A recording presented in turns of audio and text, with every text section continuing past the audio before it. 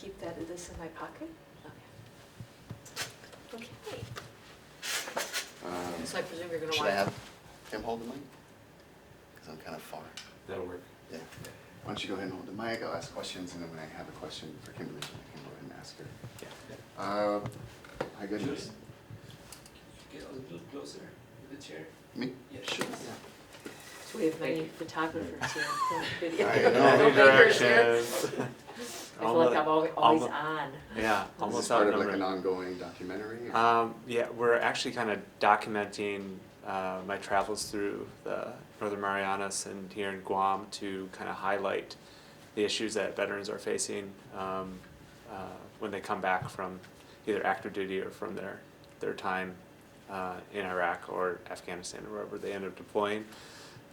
Being on Saipan, Tinian, and Rota, talking to the veterans there about the challenges that they have for services. So what ends up happening too is family members are the ones that are really impacted as well too, by their loved one not being able to have the services. So that just kind of ripples through the community. Right. Family members try to help. And Yeah, so we're trying to kind of shine a spotlight on that, and because I don't think a lot of people understand how many people serve from Guam, from the Northern Marianas, in mass numbers, joining the military and Right. serving. So that's something we want to kind of highlight, the level of patriotism that's coming from these islands, and the lack of services that are here for them. Fantastic. Not the lack of services, but Yeah, just yeah. The fact that you're doing this documentary. Because I know like the per capita is pretty, it's Yeah, pretty up there. I think it's something like less than 1% of the population on the mainland serves, and here on Guam, I think it's like 5.8%. Yeah, it's like 1 in every 8 or something. Yeah, something Yeah. much higher. Recruiter's Paradise, as they call it. Yeah. Guam and Micronesia. Yeah. Okay, we'll get right into it. Good to go? Yeah. Oh, first, before we start, how do you pronounce that?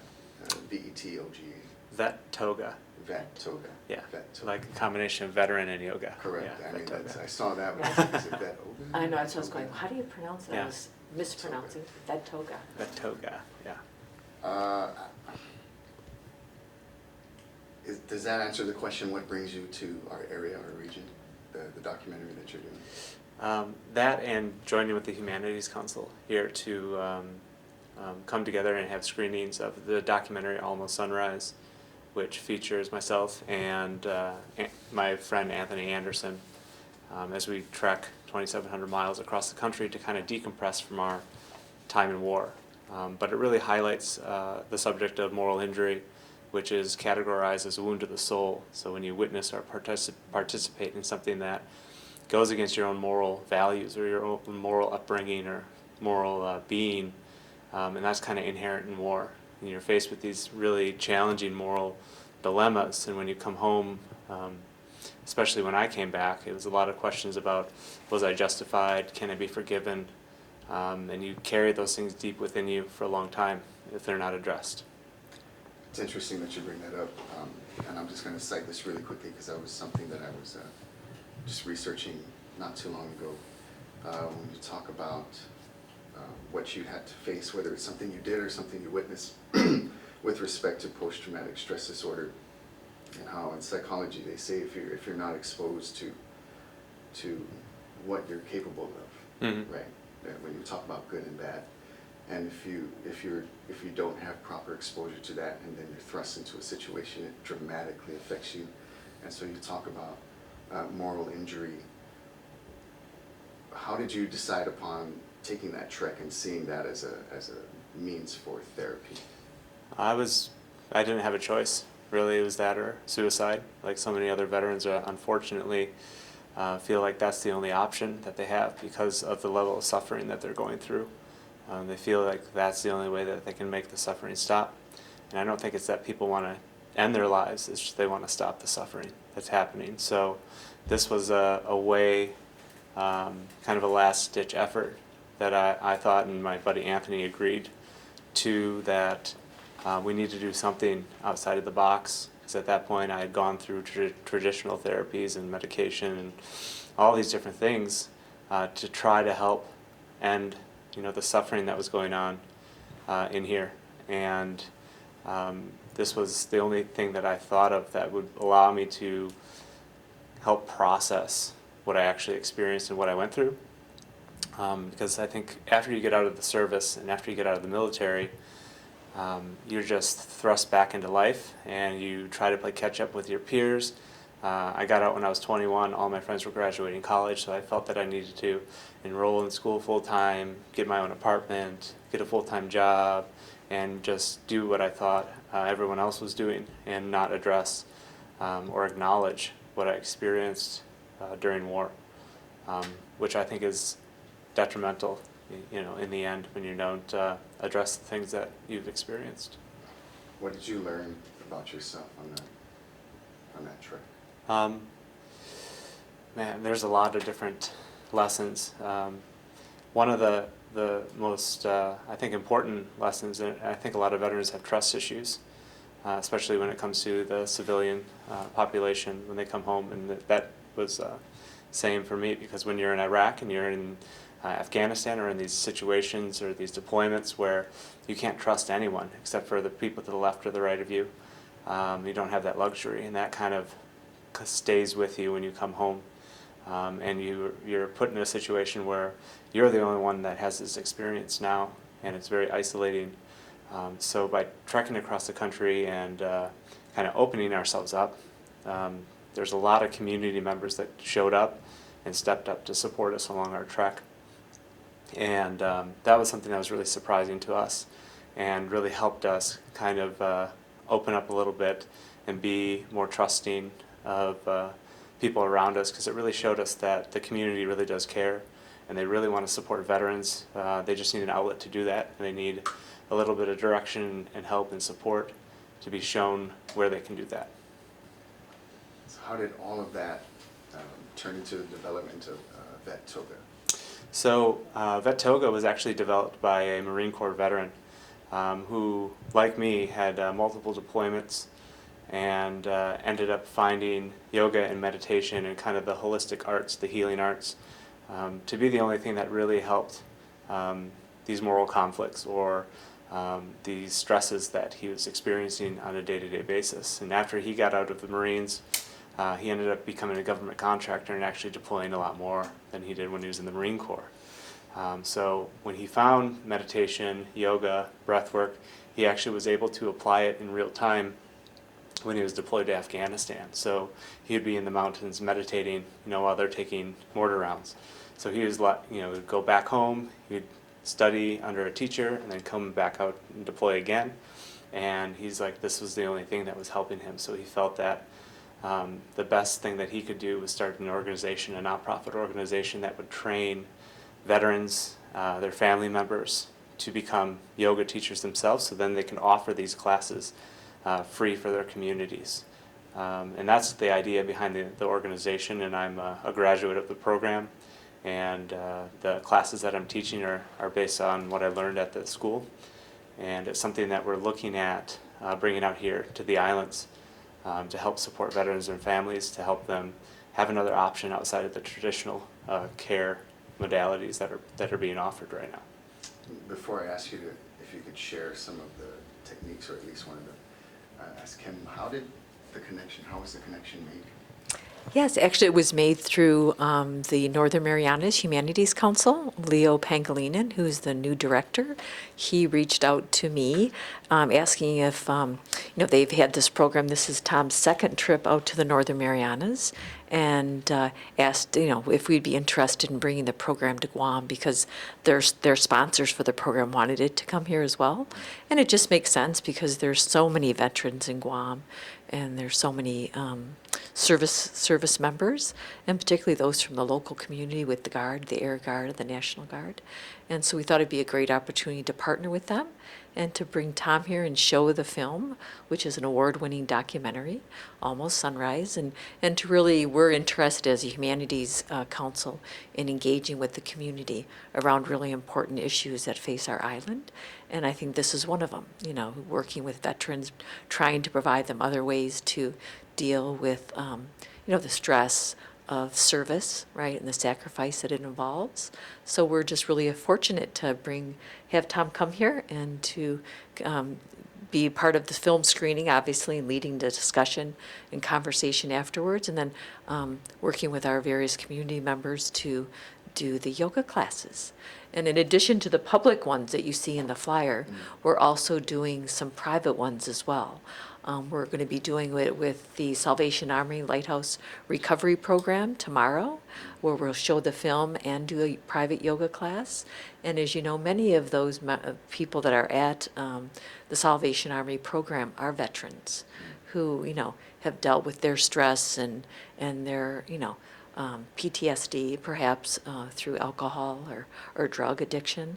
So they're trying to recover. So we're going to be providing the services there tomorrow. And then on Wednesday, we're going to be working with the Guam Vet Center and doing the same thing with their veterans, showing the film and doing the yoga as well. And then we have the public screening, as you see on the flyer, on Thursday at the University of Guam Class Lecture Hall. Class has always been a really great sponsor and supporter of ours. And then we're also going to be doing a private screening at GCC for their veterans group on Friday morning. And then we're going to be doing a private yoga class with the clients at the Department of Youth Affairs, because they're dealing with a very different set of stresses and as well in their young lives. So yeah, we're just really fortunate. It's Yeah. great that you're hitting all those different communities, if you will. Yes. See if the vet toga can actually help them. Yes, Yeah, anything we great. can do to try to help our community engage with matters that are really important, right, to them and to the larger public, right, and engage in conversation about it, as well as healing methods. Yeah. I think I have one last question for you before I ask you to share the techniques, because Sure. I'd like to capture that on my phone as well and use that for an Instagram teaser for this story. I think Sure. That'd be great. You mentioned earlier something really important. I think it's a very important aspect towards healing, right? Mhm. And I think both from psychology and even from a theological perspective, it's forgiveness. Yeah. Right? Have you forgiven yourself? Right. And Yeah. That's my question to you. Yeah, that's one of the most important things that I came across through my trek is, how are you able to forgive yourself, and how are you able to forgive others and to be able to move on. And unfortunately, I think forgiveness is seen as a weakness, and we have to really start seeing it as a sign of strength to be able to move on from the past, to be able to rise above these things that have impacted you. And that being said, it's not an easy thing to do. There's a lot of work involved with doing that, a lot of processing. But I think that's a key in moving on from these traumas and these traumas from our past that keep bringing us back and keep bringing us back to these moments that have already gone, is forgiveness. I think to relate to what you said earlier about people thinking forgiveness being a weakness, Mhm. because I kind of had to go through a cycle of forgiveness myself, Mhm. and I wondered that. I was like, well, why is it seen as something that's like, Right. well, people just don't want to. Right. There's that saying, I can forgive, but I can't forget, and that's still, it's like, well, then you haven't forgiven because there's still that bitterness. Right. And one thing that I think I identified is that when you actually feel that forgiveness feeling, because I was able to forgive myself for something that happened before, I think people think that you're assuming that it makes it okay, and it doesn't make Right. it okay. You're Right. accepting that it happened. Right. And you're finally able to kind of process it and digest it and say, I'm not going to deny that I was capable of doing that. Correct. And so now I'm going to understand that. I'm Right. going to move forward and do my best to not do that again, not put myself in that situation again. And that to me was like, okay, Yeah. I felt the release of that, Yeah. that stress, that pressure, that fault, if Yeah. you will. Yeah. Yeah, there's a lot Is of that something similar with you? yeah. So what it is allowing yourself to incorporate the lessons that have come from these painful experiences. And this is something that's brought up in the documentary, is that when we push these things down, when we push traumatic events down in a way, we don't learn the lessons that are within them, right? Because some of them are really painful. And that's the last thing we want to do is, look at the painful things in our lives but to be able to release yourself from them, to be able to incorporate the lessons from them is through forgiveness and through understanding and through having compassion for other people. And these things are happenings in our lives. And the more that we hold on to the resentment and the blame and all that comes with it, we're doing that to ourselves. There's a saying that being angry or holding resentment for someone else is like drinking poison and expecting them to die. It's so detrimental to ourselves and our own well-being, and we just hold on to these things, and sometimes for years. And I struggled probably for about 10 years in these cycles of guilt and blame and shame around the things that I saw and experienced and participated in my time when I was deployed to Mosul. So this was all a doing to myself, and not being able to explore, not being able to look at how these things impacted me as a human being. Based off of, a lot of that came from based off of what I thought other people would think of me. Again, with the whole forgiveness thing, it's seen as letting someone else get the upper hand on you, but really, it's so detrimental to yourself and your own well-being that it's almost a necessity to be able to find that relief, like you had mentioned, to find relief from the suffering, the guilt, the blame, the self-blame. And that was one thing that I had a lot of challenges with, was blaming myself for things that were out of my control. And I think too often we are so hard on ourselves. We're our own worst critics, and that is really detrimental to our own mental health as well, as blaming ourselves, blaming others. And we have to kind of move away from that space to see that these things that have happened in our lives are just happenings. And the way that we interact with them is up to us. Then we're able to change our relationship with the things from our past. And I always say that the things that I experienced, the death of my friends, the civilian casualties, all the stuff that comes with war, I'll never be able to forget. But I can change my relationship to those events. Whether it's the emotional connection or the way that the perspective that I have. And that's turning into a concept, what they're calling post-traumatic growth. So how do you take these traumatic events, incorporate them into your life, and turn them into a positive? And I've been really trying to share my story and encourage other veterans to share their stories as well, because that's where healing happens. That's where healing happens, is an education of the community. If veterans aren't sharing their stories, how is the community going to know what war is like? How is the community going to know what veteran issues are if we're locked up tight because we're not able to incorporate these painful lessons into our lives? Yeah. Thank you. Yeah. I think we just kind of, are we going to need to